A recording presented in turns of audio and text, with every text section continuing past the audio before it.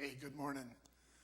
Continuing our series on Jesus' life and teachings, we're still neck deep in the Sermon on the Mount. We've had some really interesting explorations of the things Jesus had to say as he helped his disciples to understand the goals of God's kingdom, what God really wanted from people, what he meant by discipleship compared to maybe what they thought it was going to be. So we've seen some really significant statements about the value of people, about fulfilling the law rather than abolishing it. Last week we really talked about how Jesus wanted them to radicalize their faith, and the ideas of the law were supposed to be taken to the highest level, not the lowest bar. And so he's kind of carrying through with that, but switches gears a little bit here. We're going to be looking at Matthew chapter 6. So I'm going to read through this, and then we'll go back and kind of try to figure out what's going on here. Be careful not to do your acts of righteousness before men, to be seen by them. If you do, you will have no reward from your Father in heaven. So when you give to the needy, do not announce it with trumpets as the hypocrites do in the synagogues and on the streets to be honored by men. I tell you the truth, they have received their reward in full. But when you give to the needy, do not lift your left hand to know what your right hand's doing, so that your giving may be a secret. Then your Father who sees what is done in secret will reward you. And when you pray, do not be like the hypocrites, for they love to pray standing on the synagogues and on the street corners to be seen by men. I tell you the truth, they have received their reward in full. But when you pray, go into your room, close the door, and pray to your Father who is unseen. Then your Father who sees what is done in secret will reward you. And when you pray, don't keep babbling like pagans, for they think they will be heard because of their many words. Do not be like them, for your Father knows what you need before you ask him.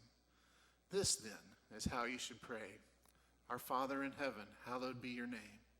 Your kingdom come, your will be done on earth as it is in heaven. Give us today our daily bread.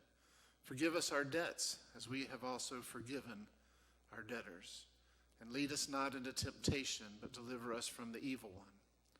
For if you forgive men when they sin against you, your heavenly Father will also forgive you. But if you do not forgive men their sins, your Father will not forgive your sins.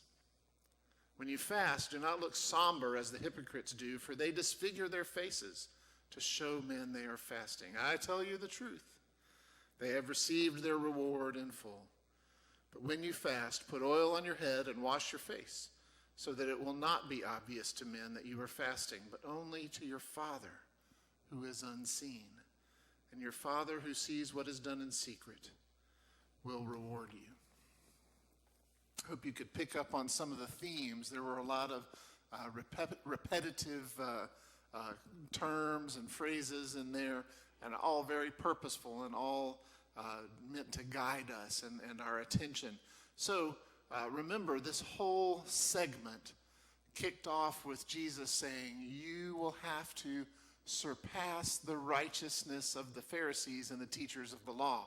And notice he starts off chapter 6 with acts of righteousness. He's using a specific word here that doesn't translate directly in English, but it's a word that we might substitute doing things that make us right with God, righteousness, piety, acts of devotion, spiritual disciplines. But here's the thing. He was referring both to the previous section and this section. And so here's what's interesting and notable for us is that when Jesus talks about these acts of righteousness, they include both things we do in order to cultivate a positive heart condition, things that we do to build reconciliation, to fight for justice, things that involve love and relationship, as well as our spiritual disciplines and the things that have more to do with directly relating to God. He lumps all these things together under this broad term, righteousness, which was kind of again, an English rendering of a Jewish term that meant the things that we do because we're followers of God. And he doesn't distinguish between the things that have to do with people and the things that have to do with God. It's all of a piece. It's one kind of thing that we do. I think that's very interesting. And so he starts out, be careful. And so he's talking about giving, which he did kind of touch on back when he was doing, forget about eye for an eye stuff. I want you to not resist evil people. I want you to pray for those who persecute you. And if someone needs something from you, don't turn them away. So then he's flipping that around to this part that has to do with our heart condition and our motivation for doing these things. And so typically, we would think, like last week we talked about taking things to the next level. So God didn't, here's what the law was for divorce or for oaths or for revenge. And Jesus was saying, we're radicalizing that. We're taking it to a new level. Well, when you think of taking something to the next level, you tend to think bigger, better, stronger, louder. But with spiritual disciplines, it's quite the opposite. And Jesus is trying to make sure they realize that bigger and splashier is not better. And of course, the template for being a devoted follower of God was the Pharisees and the teachers of the law, the people whose righteousness they had to surpass. And so, when he says the righteousness of the Pharisees, again, there's that word. It doesn't just mean they were righteous people, but the things that they did as servants of God. You have to do better than that because they're not getting it. And you'll see many uses of the word hypocrite in here. I hope you picked up on that. That was not a nasty term back then. When we say hypocrite, we're talking about a faker, someone who is, putting on a face, and we think of it in a very negative term. This was just a term for people who were stage actors. That's really all it was. So he was saying, he was not saying those awful people. He was saying, don't be like the ones who think of themselves as being on a stage. See, the problem was not being false. The problem was performing for the wrong audience. The Pharisees, the teachers of the law, they were making sure that people saw their performance. That was where their minds were, their motivation was focused on making sure people realized just how close they were with God, just how hard they worked to be devoted people. And the general theme here is that is not going to get you where you want to go. So again, we've got this idea of righteousness, anything having to do with love or integrity or worship or devotion or justice, all of the above. And one other thing I want you to listen to, we're going to go through these individually, is that there was a lot of, here's the fancy term, eschatological stuff going on here, which means the end times. At the end of time, there are certain things, and what we're going to focus on also is present versus future, especially when we get into this section on prayer. So anyway, those are all my preface remarks. So here we are. So giving to the needy, and he's saying, be careful, not just do it and hope it comes out right, but be careful that you're not doing these things to be seen, because it's seductive. We like for people to know that we're working hard. We like to be rewarded. We like to get recognition. It's how people are. And he's saying, be careful, because if you do this for a earthly reward, for a reward from other people who think, oh, wow, she's amazing, then you've traded that for the reward from God. And that's the radical part here, is that getting these things right means doing them quieter and smaller, and it's only for that audience of one. So when you give, don't announce it with trumpets. Now, you can kind of picture in some TV services now, or the services back then, somebody giving a big offering and a fanfare going off. There's no real actual evidence that there were trumpets played in the synagogue when someone gave a big offering. So Jesus is exaggerating to make a point, but there was nothing showy. It wasn't dumping huge amounts into the bowl so that it rattled or whatever. It's not done in front of everybody during church or out on the street corner. Let me give you something. Hold out your bowl. Nothing showy. Because again, there's nothing wrong with giving in church. There's nothing wrong with giving to someone on the street corner. What's wrong? Doing it for the reward of being seen. Doing it for the audience of people. It's all about this. It's about your heart. It's about your motivation. And again, you can't literally do something where your left hand and right hand don't know what each other's doing unless you've had the connection between the two sides of your brain cut. That does happen. It's pretty rare. Hopefully you're not one of them. That's the only time your left and right can function individually in real life. So he's exaggerating to make a point. It's that secret. It's that private. You don't want anybody to know but you and God, because that's who it's about. Then your Father who sees what is done in secret rewards you. That's what gets you. And it's not like, cha-ching, I get extra gold in heaven, I get a better mansion. Nah. The reward is being closer and being more in the likeness of Christ. But he's setting up the reward thing. The payoff either comes from people or from God. And we need to choose one, basically. Then he moves to prayer. When you're praying, don't be like the stage actors. And again, pretty obvious he's referring to the Pharisees here. They love to stand in the synagogues and make sure everybody hears the beautiful words flowing off their mouths. They love to go out on the street corner. And the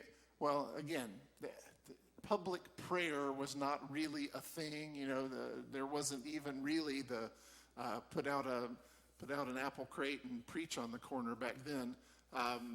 So it was unlikely anybody really actually went to the corner and said prayers. But again, exaggerating to make a point. Don't do it out here so that everyone sees. Find your quiet place away from everybody. Go up into your room, close the door, and pray to God. The audience of one. There it is again. And don't go on and on. See, and pagan could also just be Gentile, anybody who's not us, the Jews. But it probably was referring, at least in part, to Roman worship, which there were all these different gods, and they were very capricious, and you had to put a lot of energy into getting their attention.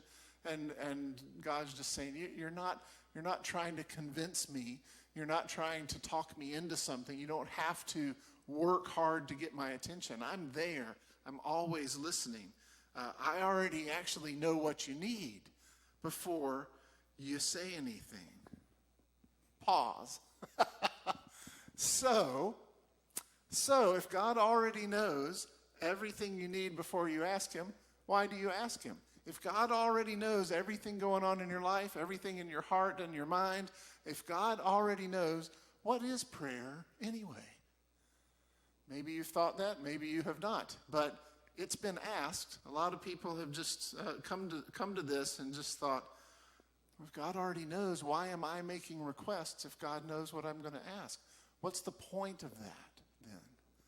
Well, part of the answer is, what's the point of any conversation?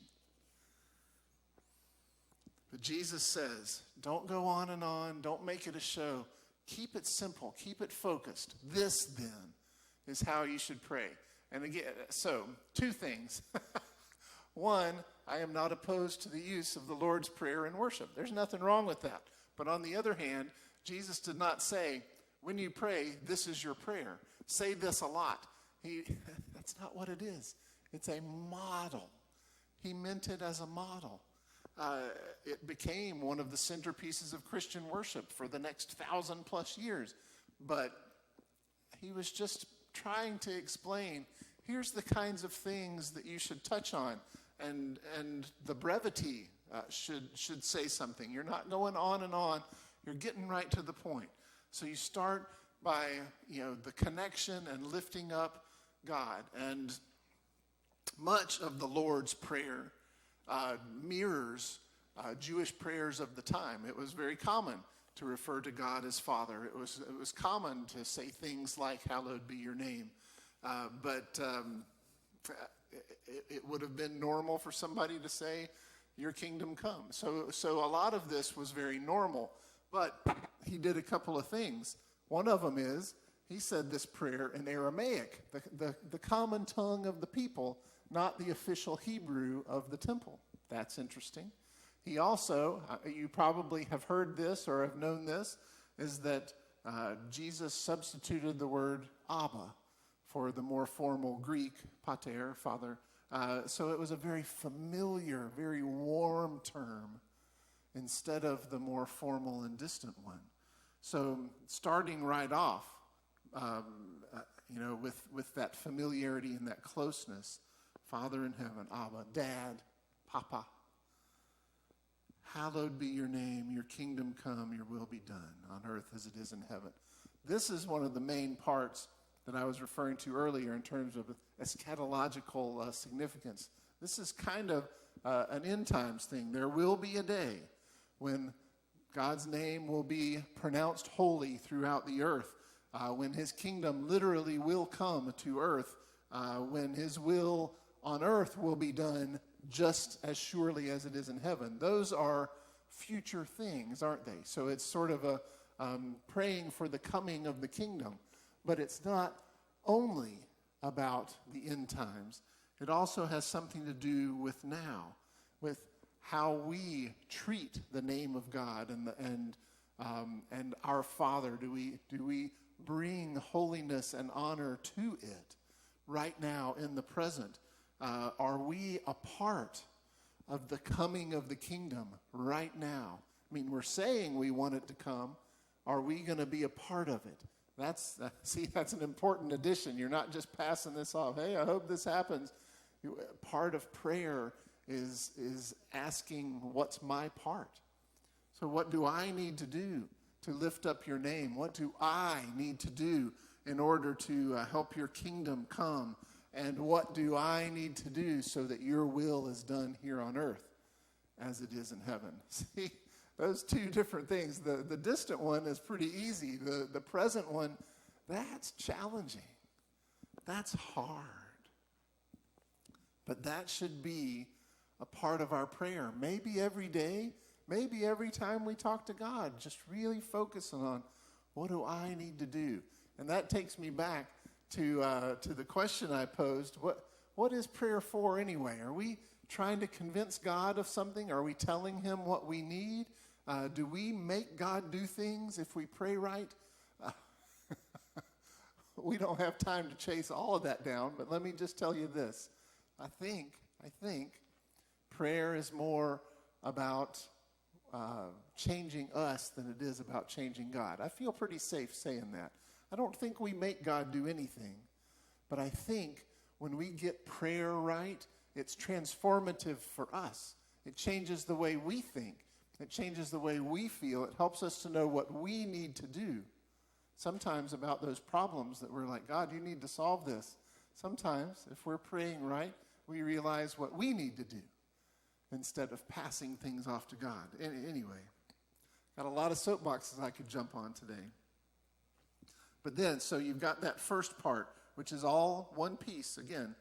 So the three things you're asking for, both in the present and in the ultimate coming of the kingdom at the end times. But then, give us our daily bread.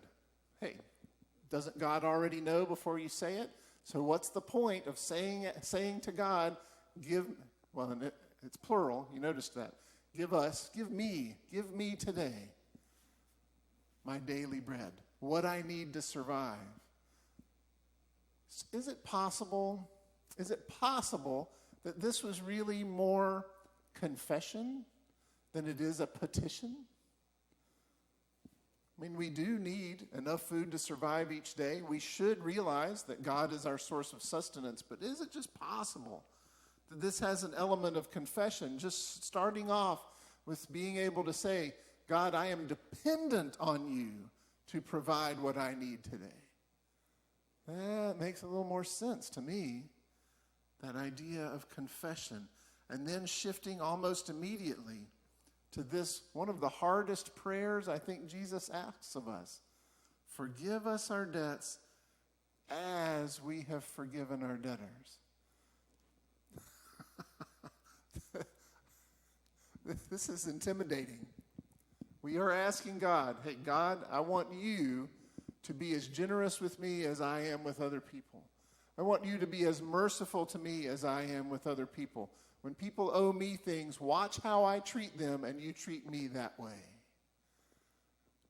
That'll make you stop and think twice, won't it? If it's a sincere prayer that's made in the right way. If you're just praying for people or doing it by rote, it's not going to get through. But when you really consider what you're asking of God, that's going to make you rethink how you act. The decisions you make might make you question your motivations. Maybe that's part of what prayer is for. By the way, just a little side note, because I love history. Of course, none of this was in English, you know that. But some of the earliest English translations, Tyndale, Coverdale, used the word trespasses. You ever heard anybody say this, where they said, forgive us our trespasses as we forgive those who trespass against us? Yeah, and then later the King James Version came out, and so sometimes you had debts and sometimes you had trespasses, and depending on what tradition you came up in, you might have used one or the other word. It's really just a matter of translation. That's all it is. The idea is completely the same. Lead us not into temptation, but deliver us from the evil one. I don't think God leads us into temptation literally. I'm not really sure. I'm going to just punt on that part, because I don't know. I don't know about that part. There's probably more theological ramifications than I can take on today. And also, you may know this. This prayer has been edited a lot, and some parts may have been added by traditionalists later on, and it may have been adapted. So we're not really 100% sure what the actual model prayer was that Jesus gave, because it has been tinkered with. It just has in different versions, and we do. I'm not making this up. When we look at our different manuscripts, there's a dozen different versions with different things. But clearly, praying for deliverance makes sense. Asking God not to lead us into temptation. I'm just not sure what to make of that part. I'm admitting that. But deliver us from the evil one. We certainly, we want that. That's a petition, that's a request. But also confession, again. Confessing that we don't have the power to fight the evil one on our own, and that we are reliant on God's power for that. I think that's important. But notice, that's all it is. That's the model. Do you see what's missing from that? Like our list of all our requests. Nothing about anybody who's sick. Nothing about leaders in the country or the world. I mean, it's really very tightly focused, isn't it? And just because it's not in the model prayer doesn't mean it's not allowed. But when Jesus was teaching them how to pray, this was the model he gave. And so I think it's interesting that the petitions, are really obvious things like, give us today our daily bread, deliver us from the evil one. Very simple and straightforward things that are really probably more confession than actual petition. I just think that's interesting, because when I think about prayers in the church setting, I think we make a lot of requests, don't we? And some of these other elements, maybe we see less of. And then he goes on, if you forgive men when they sin against you, your Father will also forgive you. So he's just fleshing out exactly what we talked about. And then fasting.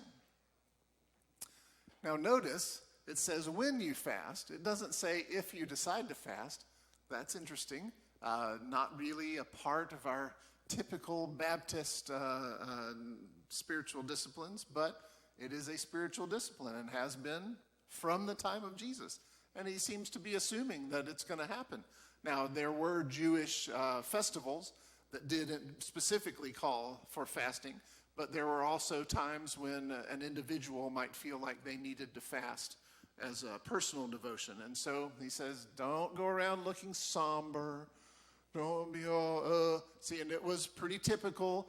I've got sackcloth and ashes. I'm fasting. Oh, man, I'm working so hard to be a penitent person. Everybody, you get that? Did you notice that? You see those ashes? And again, he's saying, if you do this for the audience of people, then you've traded that for the audience of God. They've received their reward from people, but they will not get a reward from God. So he's saying, flip that around. Take it to the radical level and keep it quiet. Put oil in your hair. They didn't have, the hair products we do yet. But, get everything nice and fixed and slicked back. Take care of yourself. Wash your face and look like you aren't suffering. And don't make it obvious, because it is between you and God. This is a spiritual discipline. This isn't something you do for people. He sees what is done in secret. And those are the things that are for him, not for others. So again, pulling this all back together and going back to our theme, if we want to surpass the acts of righteousness we see in the self-righteous leaders of the Jewish nation, we have to make sure that we're not looking for accolades, because it's a one or the other. We're either doing things for God or we're doing them for people. We are either motivated by getting closer to God or motivated by getting respect or, I don't know, something positive socially from people around us. I guess that could vary depending on the person, but if it's something about people, it's not something about God. And so you get one kind of reward. Either you get the positive views from people, or you get the greater closeness with God. It has to be one or the other. And clearly, the one that's going to get us where we need to go, the one that's going to help us surpass the low bar, is making sure that our audience is always God, and God alone. That's never about other people. Now, true, we're supposed to let our light shine for people so that the world will glorify God. But again, notice, so they'll glorify God. If there's any element of glorifying us, the follower, the disciple, we've blown something. So we just have to be really careful that our acts of devotion are done for only that motivation. And that goes back to, it's all about the inside. It's not really the action. It's not the behavior out here. It's what's happening in here. So giving someone something in front of another person, that's not sinful or bad. Praying in public, I hope it's not bad. I've done it a few times. We just want to make sure that what we're aiming for is closeness to God and not something from people. I struggled with this. I'll tell you what, when I was in I was still growing, but I was a little more literal perhaps in college. I'm reading this and I'm like, every time I pray in front of people, I am thinking, will this sound good? Will it sound holy? And so I went a couple of years where I just flat out refused to pray in front of other people because I didn't feel like I could do it right with the right motivation.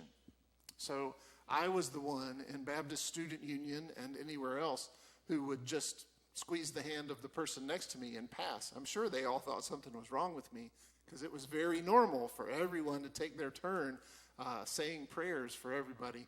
I couldn't do it because of this. So again, clearly I got past that. I'm careful now. I'm careful because I'm a planner. You may not have noticed that about me. I like to think things through ahead of time.